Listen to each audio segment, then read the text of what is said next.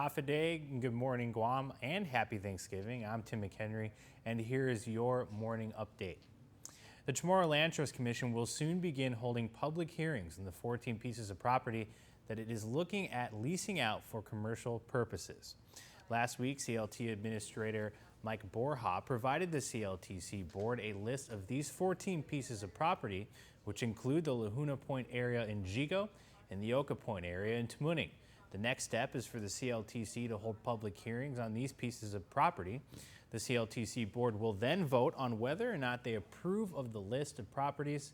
Then the CLTC will send the list of approved properties to the legislature for their full review. Borja says it's similar to the AAA process.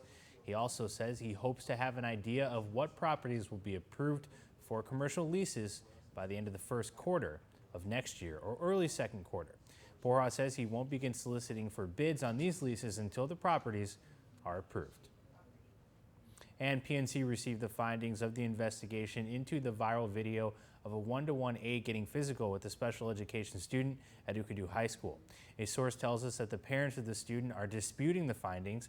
According to the findings, the school has not found any wrongdoing on the aide. The documents also indicate that all statements support the aide's statements regarding his actions toward the student, and that the only wrongdoing on the aide's part was using his personal phone during work hours.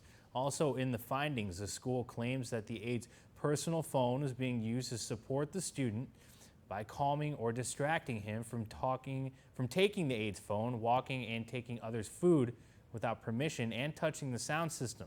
In fact, the aide stated that he was just tickling the student in his neck area to distract him.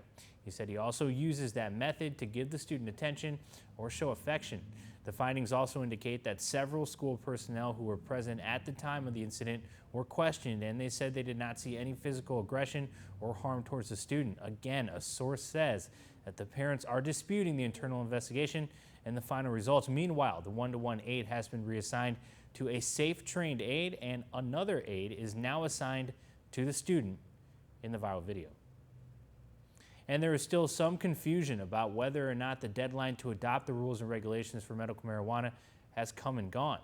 According to Public Health, it seems to come down to the interpretation of a word, promulgate.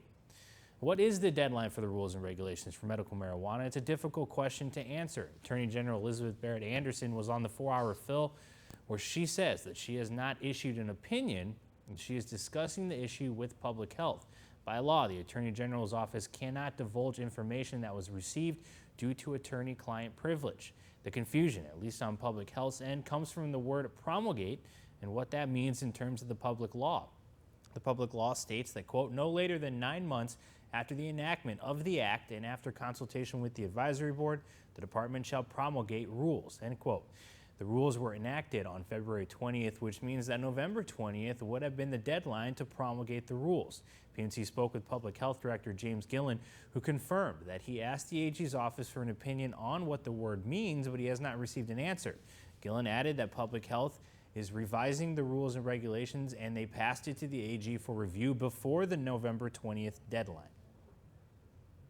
And that's it for the morning update. Have a happy Thanksgiving, Guam.